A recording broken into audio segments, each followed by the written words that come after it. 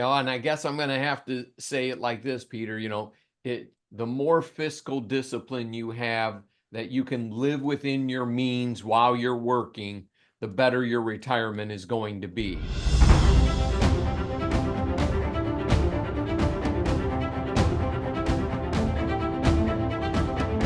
And welcome into the program. This is your game plan for retirement with Northwestern Ohio's resource for a common sense approach to planning for your money, your investments, your financial and retirement future. We always turn to Chris McIntire, as so many proactive planners, savers, and investors across Northwestern Ohio have done, and always new information for those of you who are paying attention and staying tuned to the financial world. And ladies and gentlemen, as we always emphasize on the program, if you don't have your plan together for retirement that you feel confident in quite yet, Chris McIntire here to guide you along the way and make sure that you are planning for the right types of issues and making sure that you are being proactive in those plans. Chris, today we're going to talk about 6 retirement myths, things that people have widely believed or planned upon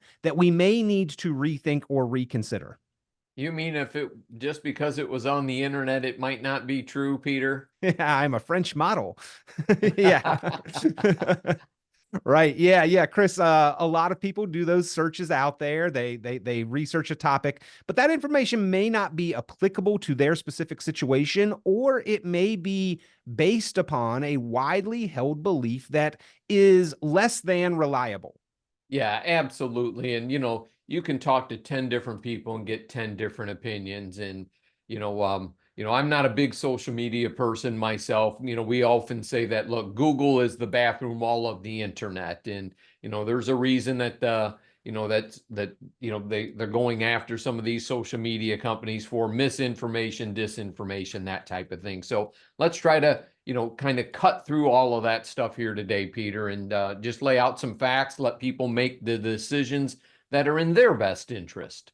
Yeah, well, myths about retirement are everywhere, but bottom line, ladies and gentlemen, your best investment is to get that plan put together. As we, again, always emphasize here on the program, the plan is the foundation for lifestyle and financial confidence and peace of mind. And Chris McIntire does make the offer available to you, an excellent, valuable opportunity to get your plan put together or to review and evaluate your current holdings and investments and retirement accounts and make sure that you have that cohesive plan for lasting financial confidence. If you'd like to take advantage of that opportunity, pick up the phone and give a call, 800-868-1194, 800-868-1194, 800-868-1194. Now, Chris, we have a foundation for retirement, but it does not provide everything that most people need. And of course, I'm talking about Social Security. That is one of those entitlement programs that is such a large component of our retirement, but there is a maybe myth or misconception that I will live off of my Social Security income alone. We need to rethink that and make sure that we are doing as much as we can to supplement that Social Security to have a confident and fruitful lifestyle in retirement. Yeah, you're right, Peter. There's it's an alarming statistic in the United States here, one of the world's richest countries, of how many people don't have any other savings than Social Security. And, the people listening to the show today probably aren't necessarily that demographic, and here in Northwest Ohio, right? We're not, some of the poorer areas of the country, obviously here, kind of middle America, and, most people are going to use Social Security as part of their base foundation, and it may make up 30 to 40 to 60% of their retirement income. So they still need 50 to 70% more money coming in from personal savings or pension plans to help just create that basic financial, let's call it, security blanket. Yeah. And Social Security was never intended to replace lifestyle. It is an anti-poverty measure, right, Chris? That it was only intended to keep the recipient just above the poverty level if they have Social Security alone, which, just as you mentioned, not the lifestyle that the majority of listeners to this program would envision for retirement. Yeah, you're absolutely correct there, Peter. And the way they calculate your Social Security benefit is, it is statistically or designed to replace more more income for lower wage earners than upper wage earners. So, there's three steps to your Social Security benefit calculation, or three tiers, if you will. One is you get 90% of the first it's a little over, I think, $1,100 that you've averaged in your lifetime. So, you get 90% of that first tier, 32% of the second, and then 15% of the third, because it is designed to be front end loaded for lower wage earners. You're right. Well, the problem is that there's a huge gap between what future retirees think they will receive and what they actually are going to get. Right now, retirees, Chris, receive an average monthly income of $1,657 from Social Security. That's about $19,900 per year. That's barely enough to keep the lights on and food on the table. Yeah, and if that's your only income, you're probably on the Medicaid system for, medical help and whatnot, and, maybe getting some assistance with groceries and everything. So, it is not much money in the United States, and especially after our, run of inflationary pressures. And, three of us went out to eat lunch the other day, Peter, and we had, a lunch combo discount meal and three iced teas, and with tip, it was $88. And I mean, we had small lunches. So, I can't imagine trying to live off of $20,000 a year in retirement. I would assume, a lot of those folks, you might be renting versus owning a house as well, too. They used to talk about sticker shock when you went to buy a new vehicle. Chris, now it's sticker shock every time we go out to eat. And the a recent poll found that nearly 1 out of 5, 17% of Americans don't expect to have any other source of retirement income beyond Social Security. Yikes, that is scary. The news gets worse, right, Chris? Because the Social Security Board of Trustees has stated that they expect Social Security benefits to be cut by more than 20% by the year 2033, unless Congress can take some action here. Bottom line, retirement is your job, not the government's. And we used to have those pensions, right, Chris? And then that has transitioned more to the 401k. And even when pensions were around, not everyone had a pension. That was not every American was the beneficiary and recipient of pension income. But when it shifted to 401ks, Chris, even fewer of those actually started saving and investing. So those who have done a good job have by and large done a great job, but I think there's a large portion of the country that has unfortunately been left behind on this one. Bottom line, Chris, we need to make the most out of our Social Security benefits wherever we fall on that spectrum. And so you spend a lot of time helping retirees to optimize their Social Security so that, number one, myth that they will live off that exclusively, we get the most from it, but also plan that that is not our only sole source of income. One of the biggest questions I hope people answer, Peter, is do I take it at 62 or do I take it at 65? So, and an example here is, I'm retiring at age 62. Do I start my Social Security benefit or do I wait until 65 when I have to sign up for Medicare? Because, if you were going to get $2,000 a month at 62, when you get to 65, right, they're going to pull out just about $200. I think it's almost $175 right now for Medicare. So you're going to take a pay cut, and you got to be conditioned for that, knowing that, oh yeah, I got to sign up for Medicare. They're going to take some more additional funds out of my Social Security benefit. And, a lot of times for us is, let's say it's a married couple and one of them has retired early and they want to take Social Security at 62. The other one's going to work until 65 because that provides health care, and then that one will file for Social Security benefits if they're, assuming they both work under the Social Security system. That's very common. Somebody goes early, somebody goes late.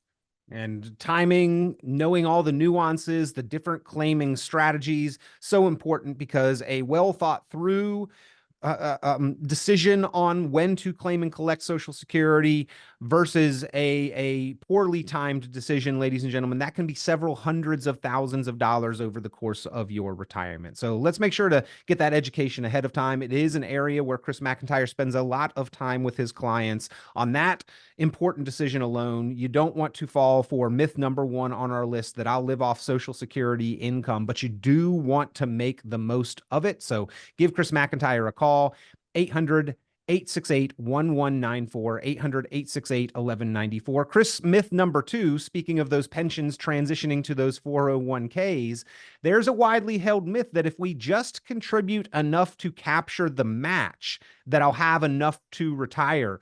We really need to be striving well above and beyond what the company is offering to match. Yeah, absolutely. That's just an additional incentive. And for somebody that doesn't have a 401k, boy, you certainly want to get that free money for sure. But if they're only matching 3% of what you're putting into it, but they could, and some companies may match up to 6. So, there's different incentives that these companies provide for people, but many of you are going to need to add additional dollars just to support your lifestyle as you get through retirement. And, if we go back 15 years, 20 years ago, somebody retired with $1 million, they were considered rich. Okay? Yep. Today, $1 million is like, man, I don't know if I've got enough. That's the conversations we have. It's amazing the shift here. Because obviously 20 years ago, if you look at $1 million and now you start adding inflation to it, it's probably would buy $500,000 of what $1 million did, 10, 20 years ago, Peter. Chris, is there a number that we should be shooting for? I mean, we've all heard the saying, pay yourself first, right? And this is in respect to making those retirement contributions, making sure that we are investing for a more stable and secure financial future. But I've heard 10%, I've heard 15%, I've heard plenty falling for myth number two. I'm just capturing the match. Is there a number in your mind that is kind of the benchmark for we are doing what we should to pay ourselves first so that one day we can retire with confidence? And I guess I'm going to have to say it like this, Peter, the more fiscal discipline you have that you can live within your means while you're working, the better your retirement is going to be, right? So you're forcing yourselves to save, and it almost might seem painful that you're going to do without certain things so that you can retire earlier, right? We all have it, it's like, well, Joe next door retired at age 60. How did he do it? I made more money than he did. Well, maybe you had 3 more kids. You actually paid for their colleges. Joe did not. Joe may have inherited money that you don't know about. So a lot of different things out there when we're comparing yourself to the Joneses. That was the word I was looking for. Yep. But for those who have that can suffer the pain of discipline, okay, you're going to avoid the pain of disappointment down the road. And that's a shout out to my buddy Matt Miller there. That's his quote. Suffer the pain of discipline versus the pain of disappointment. Well, Chris, I'm going to do a myth to be here because I know that there's a lot of misconception about this. If we are doing that 401k, more often these days, you've got a choice between Roth or traditional. And this is going to dovetail into a future myth that we're going to talk about with taxes and in retirement. But Chris, I think a lot of people nowadays are understanding the benefit of the Roth and the value that that may have in prepaying taxes, right? The Roth is you pay the taxes up front. But I think there is still a common misconception that the company will not match me if I choose to pay those taxes and contribute to the Roth side of my 401k. If the company offers a match, they've got a match whether you choose to pay your taxes ahead of time or defer and delay, correct? That is correct. And they can actually now add the match to your Roth 401k under the Secure Act 2.0, where previously, if you were going to put money into the Roth 401k, the company match had to go into the traditional. And, you might, there's so many individual plans out there, you might want to double check with HR to see if they've made modifications and whatnot. But, when you talk about taxes, the less you pay, the better off you're going to be down the road.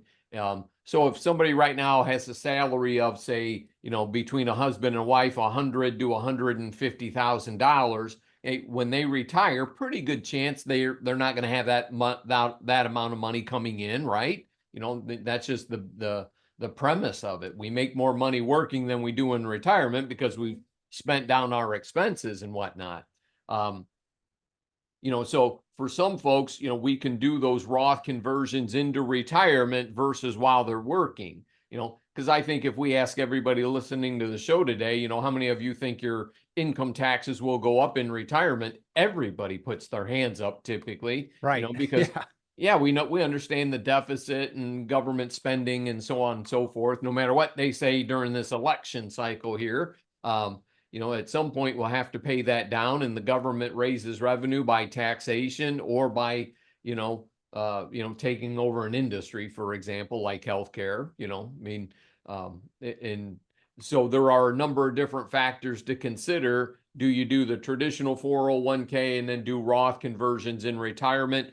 Or is your income at such a point now where it's okay to do the Roth 401k and pay the taxes now? Another area, Chris, we talked about how you spend a lot of time with your clients helping them maximize and optimize that Social Security income, but also minimize and be efficient with taxes. That's an ongoing process with your clients that you spend a lot of time on understanding when and where and how to take advantage of the Roth versus the traditional, or move money between them, or where to make those contributions, right? Yeah, and to answer this question generally, most people listening to the show today between age 59 and a half and 73 is when they probably have the most optimal times to do tax planning. At age 73, those required minimum distributions kick in, and that can limit some of your tax planning flexibility because you've got more income coming in out of those IRAs. At age 59 and a half, you have access to your retirement money in your 401ks if you want to start shifting that around and do an in-service rollover, a tax-free roll, not tax-free, but a non-taxable rollover into an IRA account at age 59 and a half. Now, if you had worked at a place previously and you have an old 401k sitting out there, you can obviously move that into an IRA ahead of 59 and a half, of course. So, most folks are clueless on how all of these issues work for them. And and right now, Peter, we are coming into the Roth conversion season right now. We're coming up on the end of the year. Most people have a pretty good idea how much more income they're going to have between now and December 31st. So, they have time to do some of those Roth conversions right now, or even Roth contributions, we could say. And remember this, not everybody can contribute to a Roth IRA based on your income, but anyone can convert to a Roth IRA regardless of income. We can always get money in there, and we've got a spreadsheet here, Chris.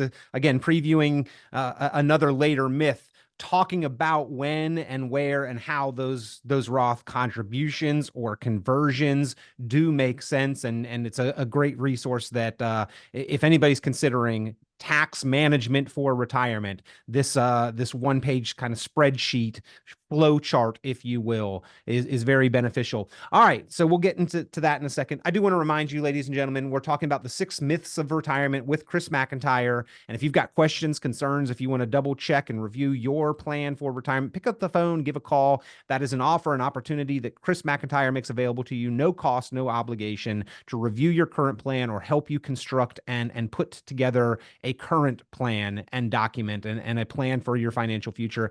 Just call 800-868-1194, 800-868-1194. Myth number 3, Chris, kind of a funny one to me, because this is not my definition of retirement, and maybe retirement's changing to rewirement for many folks. But the myth number 3, I will work through retirement. There comes a time where that's just not possible. Yeah, because of health considerations and whatnot. And, maybe your spouse says you're done working. And, in some cases, maybe the spouse says you need to go back to work too. Chris, That's you're a fair. chuckling. I feel like that's a conversation you've had in your household. Yeah, yeah, we'll see. We'll see here. And, uh, and I'll use my father, for example. He retired and then he went back to work for some of his former clients that needed somebody to help out. And it kept his brain sharp and whatnot. And he really enjoyed it. Uh, and, some of you work at a golf course because you get to play free golf. My dad, did that one as well. And Ah. sometimes it's not about the need for money, but also the need to fill the time if you don't have hobbies and things like that. But for some people, obviously, they retire at 62, they pull their Social Security, and then they want to work part-time so that they don't get penalized for that Social Security, but maybe it helps them pay for health insurance or something like that. They make, a couple $1,000s a month working part-time. They can pay for their health insurance and add a little bit more income, for their retirement before they start hitting the 401k heavy. Good example there, Peter. And of course, Chris, I joke, radio show listeners can't see it, but not nearly enough gray hair, ladies and gentlemen, in Chris McIntire's head to be thinking about retirement quite yet. He's here and going to help you retire, and that's what McIntire Retirement Services is aimed for, to help you have that confident retirement future, plan out all the aspects, make sure that you're not falling for any of the myths. And Chris, you talked about health insurance cost. Number 4 here on the list is Medicare will cover my medical expenses. This is a big myth. Medicare is not free, at least not for any kind of level of comprehensive health insurance protection. Yeah, let's walk through that. So right now, if you're, on Medicare, they take up basically $175 a month out of your Social Security benefit. Okay. So if you're a married couple, that's $350 that you're paying for Medicare. Okay. If you have a supplement insurance plan, like millions of Americans do, to help cover what the 80% or the 20% that Medicare Part B doesn't cover, that might cost you $150 a month. Okay. So if you're a married couple, that could be $300 a month. So all of a sudden now we're up to 650 between Part A and Part B. Okay. And then if you have to take some prescriptions, you might have the prescription drug benefit. And maybe that costs you $150 a month. So, we're looking, someplace anywhere from, say, let's say $175 to $400 a month for retirees who may not have paid very much money at all for their health insurance while they were working. So in some cases, they're paying more in retirement for health insurance, and I will, Peter, as you know, you're self-employed also, but Robin and I, we pay $2,200 a month for health insurance, and Peter's a little bit younger, and but he's got wife and a child, and I don't know what he does for his employees. Close. And so We're on. right there, neck and Yeah. neck. Yeah, yeah. It's very expensive, and Yeah. particularly if you're planning on retiring early, Chris, that's a specific conversation that you need to have, right? That pre-65 retirement target means that you've got to cover those expenses in that donut hole, and then don't forget ongoing that you'll have deductibles and co-pays, and long-term care is not covered by Medicare. You've got to have some money set aside to cover those healthcare costs, ladies and gentlemen. So that's myth number 4. Myth number 5, Chris, it's too late for me to save for retirement. Look, we all wish we had done more and started sooner, but you'll never be younger than you are today. So why not get started now? Any situation can be improved, even one that is in relatively good shape, right, Chris? Yeah, you're absolutely right, Peter.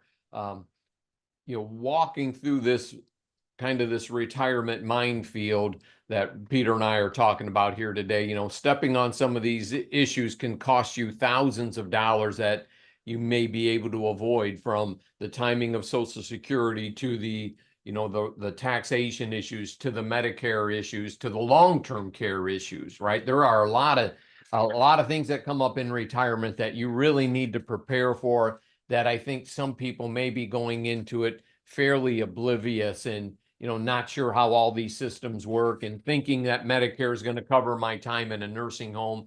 That is not what Medicare does. So, we all often say on the show here, Peter, you and I going back how many years, is look, there's two things that can really derail your retirement plan. Something bad happening in the stock market at the wrong time, and then obviously, a long-term care issue going into a nursing home and, putting out $8,000 to $10,000 a month. Those are two things that can derail your retirement. And also there are many ways to help mitigate that risk. Yeah, but you got to be proactive and start somewhere. You've got to have that foundation in place, but you've got to continue to review and update, because over time grounds shift, cracks form. There may be something that we were not aware of. You've got to plan proactively, ladies and gentlemen. So never too late to start, never too often to review that financial plan. Sit down and look at the numbers.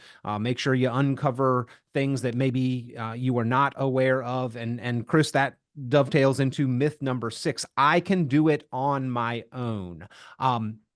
Personal experience here. I was speaking at a senior center recently about some of these same issues. I had a number of people come up to me afterwards saying, yeah, I've got a person, I've got a guy, I've got a girl, but I have never talked about X, Y, or Z that you discussed. And, Chris, it's those things that we don't know, or those things that we have not covered, that can derail the retirement. And I think that is an important aspect, not just for those that you can invest on your own these days. You can open your own accounts or have a 401k at work, but it still does not negate the need for a qualified relationship with a planner, an experienced qualified professional, to help you spot and identify those hurdles, those obstacles, those pitfalls into the future that you may not know about.